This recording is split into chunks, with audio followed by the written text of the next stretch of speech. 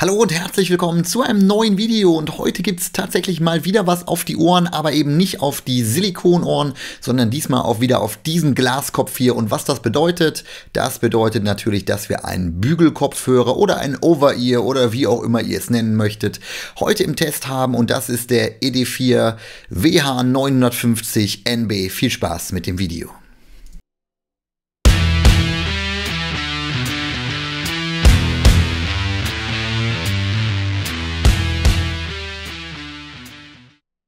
Ja, ob ich die Marke jetzt richtig ausgesprochen habe, ich weiß es nicht. Auf jeden Fall hat sie hier offensichtlich einen Design Award gewonnen. Und das kann man, glaube ich, auch bestätigen. Der Kopfhörer sieht zumindest auf der Verpackung schon mal gut aus, soll mit maximal 55 Stunden Laufzeit daherkommen und hat tatsächlich eine ANC-Funktion. Wir gucken nochmal auf die beiden Seiten und da sehen wir hier unten nochmal ein paar Details zur Laufzeit. Also mit ANC 34 Stunden ausgeschaltet, dann maximale Laufzeit von 55 Stunden und in 10 Minuten sollt ihr wieder 7 Stunden Laufzeit hinzugewinnen. Auf der Rückseite schauen wir auch nochmal, da ist nochmal die Rede von ANC, also Active Noise Cancellation. Wir haben einen Ambient Sound Mode mit dabei, den werden wir nachher uns in der App einmal angucken. Wir haben 4 Mikrofone mit dabei, um auch eine gute Sprachqualität bzw. ANC zu gewährleisten. Wir haben noch zusätzliche Punkte wie zum Beispiel Safe Audio oder Safe Volume, dass die Lautstärke nicht zu groß wird. Wir können das Ganze zusammenfalten und wir haben hier noch einige Dinge, die mit in der Verpackung sind und die schauen wir uns jetzt gleich auch direkt im Anschluss mal im Unboxing an. Und wir haben LDAC als Codec noch mit an Bord, also insofern sollten wir zumindest für die meisten Dinge gewappnet sein. Dann packen wir den Spaß einmal aus. Hier unten gibt es 3 Kleber, die wir durchtrennen müssen, damit man das Ganze dann auch aus der Verpackung herausziehen kann. Die Verpackung übrigens aus meiner Sicht ganz, ganz schön gestaltet, auch durch die Farbgebung und durch das Glänzen und so. Optisch zumindest mal nichts ganz Günstiges, aber wir sprechen hier natürlich auch von keinem Kopfhörer, der nur 1,50 € oder auch nur unter 50 € oder ähnlichem kostet. So, das ist dann die Pappschachtel, die können wir jetzt einmal nach oben aufklappen und sehen dann direkt einmal eine Verpackung und da muss ich sagen, da war ich tatsächlich selber etwas überrascht, als ich das gesehen habe, denn ich finde das durchaus immer positiv, wenn man direkt eine vernünftige Verpackung mit dazu bekommt oder eine vernünftige Tasche sozusagen, wo man den Ohrhörer dann mit minimalem Gepäckvolumen sozusagen mitnehmen kann. Eine kleine Tragegürtel oder Trageschlaufe noch mit dabei. Wir gucken aber mal rein, was drin ist und da sehen wir hier einmal, dass das Ganze platzmäßig schon, soweit es geht, zusammengefasst ist. Im linken Bereich eine kleine elastische Tasche und darin finden wir dann die ganzen Kabel, die mitgeliefert sind, sowie auch noch zusätzliche Bedienungsanleitungen bzw. Konformitätserklärungen. Wir haben hier einmal ein Klinke-auf-Klinke-Kabel, um dann gegebenenfalls auch im Flugzeug das Ganze nutzen zu können und nicht nur über Bluetooth. Wir haben ein USB-C-Ladekabel, aus meiner Sicht wichtig. Das Ding läuft mit USB-C auf jeden Fall schon mal besser als die alten Lösungen mit Micro-USB und hier auch dann noch der zugehörige Adapter fürs Flugzeug, sodass ihr da tatsächlich das Klinke-zu-Klinke-Kabel dann auch verwenden könnt. Was haben wir hier dann noch? Ich habe es gerade eben schon gesagt, Konformitätserklärung oder Garantiebedingungen. Plus auch eine Bedienungsanleitung, die wir aber hoffentlich nicht unbedingt brauchen werden. Ich gucke mal gerade, ob auch Deutsch mit dabei ist. Das ist ja immer eine Frage, die ich oft in den Kommentaren gestellt bekomme. Und es sind viele Sprachen mit dabei, unter anderem auch Deutsch, wobei tatsächlich die Bedienungsanleitung so kompakt gehalten ist, dass uns das jetzt keine Sorgen bereiten sollte. Und dann haben wir hier einmal den eigentlichen Kopfhörer, der zunächst mal einen guten Eindruck macht, aber das gucken wir uns jetzt gleich natürlich nochmal im Detail an, was denn da zu sehen ist und was wir da in der Hand halten. Jetzt zunächst mal der optische Eindruck oder auch haptische Eindruck. Ich muss sagen, mir gefällt das hier eigentlich ganz gut. Es fühlt sich gut an. Sind wir ganz ehrlich, es ist natürlich trotzdem Plastik. Klar, das brauchen wir, glaube ich, auch nicht anders für den Preis erwarten. Ansonsten ist das hier mattes Schwarz, finde ich eigentlich persönlich ganz schön. Das sieht hier so ein bisschen auf der Kamera lila-mäßig aus, ist aber eher schwarz gehalten, vielleicht mit einem leichten lila Stich. Ansonsten oben eine Mischung aus glänzend und matt. Also optisch auf jeden Fall finde ich ihn schon mal ganz schön. Er lässt sich gut zusammenklappen. Habt ihr gerade eben auch schon in der Verpackung gesehen. Dadurch geht das Ganze auch relativ kompakt zusammen, sofern man das von so einem Over-Ear-Kopfhörer denn dann behaupten kann. Im unteren Bereich finden sich da noch diverse Anschlüsse bzw. Dioden.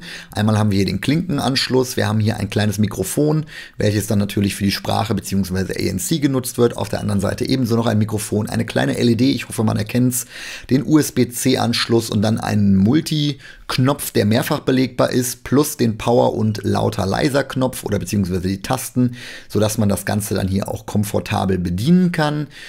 Aus meiner Sicht ein rundes Paket, ja, insbesondere, dass wir ja noch einen Klinkenanschluss haben, finde ich immer ganz praktisch. Ansonsten knarzt nichts, das fühlt sich ganz gut an. Es ist natürlich all in all Plastik, das muss einem, glaube ich, klar sein, aber für mich ist das von der Qualitätsanmutung in Ordnung. Was ein bisschen schade ist, dass hier unten die beiden Hälften wirklich so aneinander klackern. Das könnte auf Dauer natürlich dazu führen, dass der Bereich vielleicht ein bisschen, ja, wie soll ich sagen, sich abnutzt.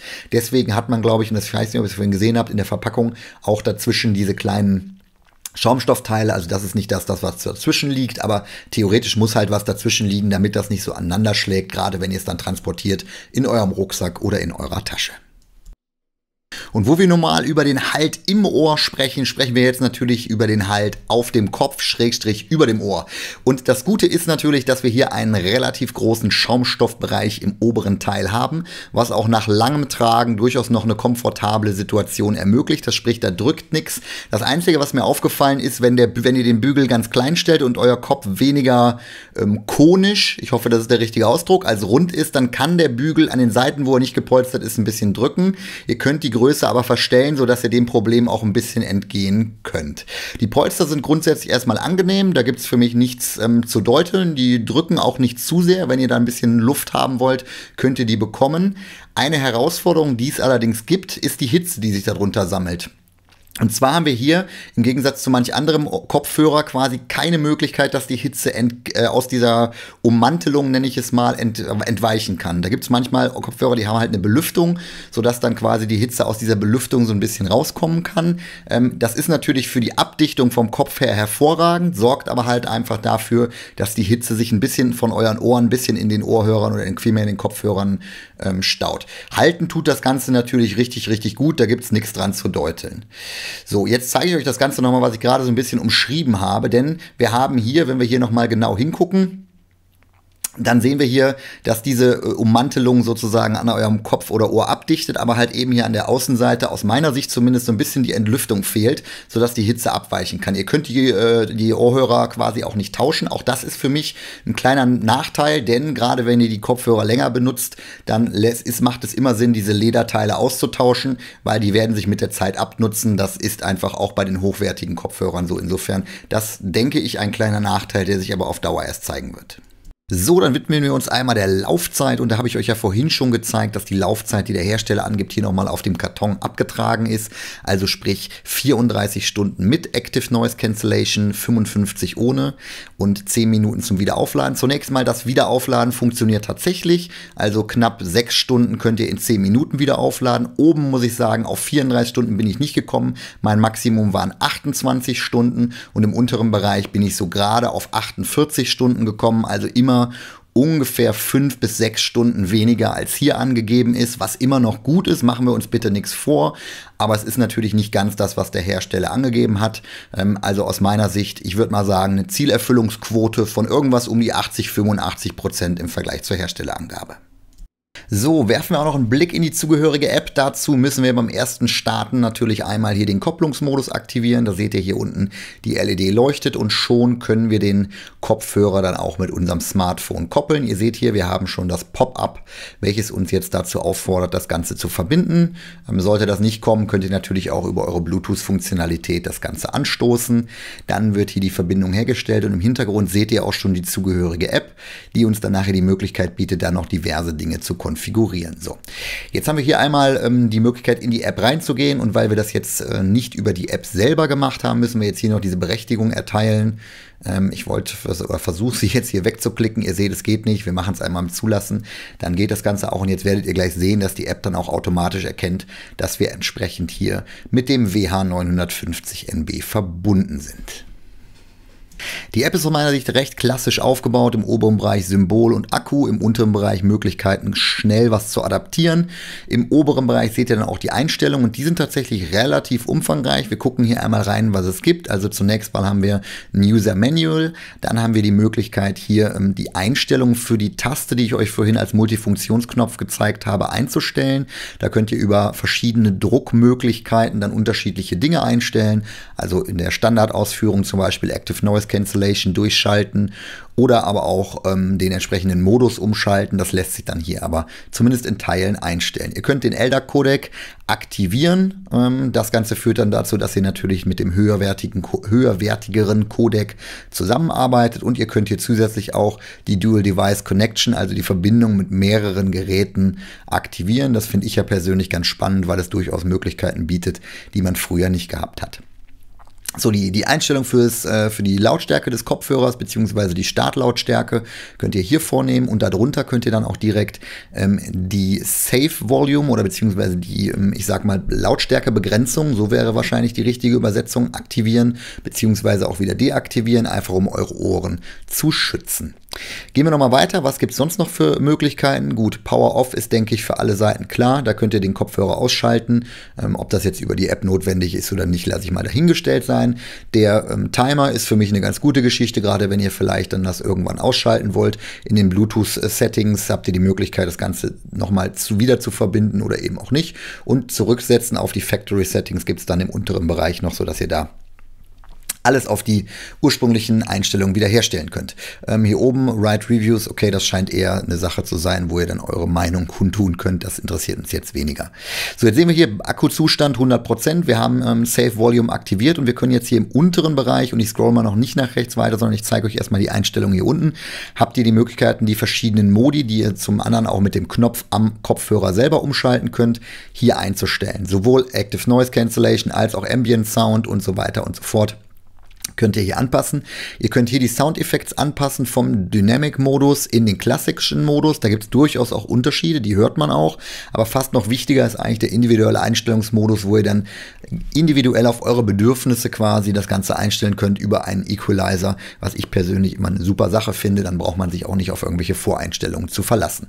Sound-Modes sind hier auch nochmal gegeben mit geringer Latenz, zum Beispiel der Game-Mode oder eben der Theater-Mode, der euch dann ein raumfüllenderes Soundbild sozusagen, Tonbild, wie auch immer man das nennt, bieten soll. Und im unteren Bereich könnt ihr jetzt nicht durchklicken, wobei das hier nur die Internetseite ist und dann der Shop und so weiter und so fort. Also ich glaube, das ist eher irrelevant. Der obere Teil ist der Einstellungsteil, der für euch und für euren Kopfhörer dann relevant ist. Und ich glaube, da sind wir jetzt alles durchgegangen. Wenn noch Fragen dazu sind, schreibt es mir aber auch gerne nochmal in die Kommentare mit rein. Damit sind wir beim Soundcheck angelangt und ich habe hier kein Testequipment, sondern nur meine Ohren und diese 6 Lieder und so findet der Soundcheck auch statt. Das heißt, es ist rein subjektiv und nicht objektiv. Das muss man immer am Anfang sagen, weil ich schon mehrfach danach gefragt wurde, wie das Ganze denn jetzt zu bewerten ist und so weiter und so fort. Sound ist aus meiner Sicht immer subjektiv. Bevor wir zum Sound kommen, vielleicht noch ganz kurz die Info dazu. Die Dinger dichten gut ab, das heißt also, es geht nichts vom Schalldruck und so weiter verloren. Es bleibt alles in euren Ohren. Das hat auch seine Nachteile, kommen wir nachher noch zu, beziehungsweise sind wir schon zugekommen. Aber am Ende muss man sagen, dass der Sound aus meiner Sicht im Bereich des Klassik-Modus ja, verbesserungswürdig ist, würde ich einfach mal sagen. Ich habe zwar hier zu meinen 6 Liedern jetzt noch einen klassischen Teil dazugehört, hat mir nicht ganz so gut gefallen und für die Lieder, die ich hier auf meiner Liste habe, ist der Klassik-Modus auf jeden Fall nicht der richtige. Wenn wir dann in den dynamischen Modus wechseln, ist es so, dass der Bassdruck schon deutlich erhöht ist. Mitten und auch Höhen gleichen sich so ein bisschen aus. Da gibt es jetzt nichts, was ausreißt oder sowas. Das ist alles in Ordnung. Es ist eher ein basslastiger Kopfhörer, wenn ihr in den Dynamik-Modus wechselt. Das Wichtigste aber, und das ist vielleicht die Aussage, die ihr mitnehmen solltet, über den Modus des Equalizers habt ihr halt eben die Möglichkeit, das Ganze nochmal anzupassen. Ihr seid nicht auf diese beiden Modi beschränkt. Und das ist auch das Wichtige, was ich mitgeben möchte. Wem der Classic-Modus gefällt, all good. Wem der Dynamik-Modus gefällt, ebenfalls gut.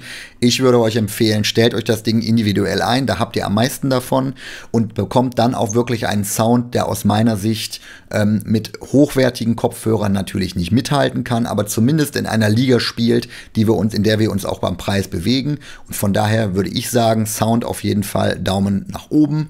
Der passt, der ist gut und der entspricht dem, was wir dafür ausgeben müssen. Damit sind wir schon bei meinem persönlichen Eindruck zum Kopfhörer angekommen. Ich habe ihn jetzt gut 14 Tage im Einsatz gehabt, nicht jeden Tag, aber immer mal wieder. Und ich muss sagen, sowohl Haptik als auch Optik gefallen mir ganz gut. Auch die Möglichkeit, das Ganze zusammenzuklappen und zusätzlich noch dieses Behältnis mit dabei zu haben, finde ich super. Das ist wirklich was, wo ich sagen muss, positiv. Was nicht ganz so positiv ist, ist, dass hier beide Plastikkomponenten aneinander schlagen, aber das hatte ich euch vorhin ja schon gesagt. Grundsätzlich die Abdichtung am Ohr ist sehr gut und zwar sowohl im Bereich in den Ohren als auch das Schaumstoffpolster oben dient dazu, dass ihr auch bei längerem Tragen kein Problem bekommt. Leider könnt ihr die Polster nicht tauschen und vor allen Dingen sind sie nicht entlüftet, sodass eure Ohren, zumindest bei mir, meine Ohren haben angefangen zu schwitzen und das nicht erst nach Stunden, sondern schon nach relativ kurzer Zeit und das ist einfach ein bisschen schade, weil man dann öfter mal lüften muss, wenn ich so ausdrücken darf. Akkulaufzeit aus meiner Sicht völlig in Ordnung. Wer das Ding natürlich jetzt über Wochen quasi ohne wieder aufzuladen betreiben muss, der ist hier sicherlich nicht richtig, aber aus meiner Sicht ist das für den Preis schon vollkommen in Ordnung. Apropos Preis, der Preis liegt bei 150 Euro. Das finde ich geht in Ordnung. Sehr viel mehr, würde ich sagen, wäre dann überteuert. 150 Euro ist okay. Man darf natürlich hier auch keinen High-Class-Kopfhörer für über 200 Euro erwarten. Das muss auch allen klar sein. In diesem Sinne, danke euch fürs Zusehen und Alexa, Kamera aus. Okay.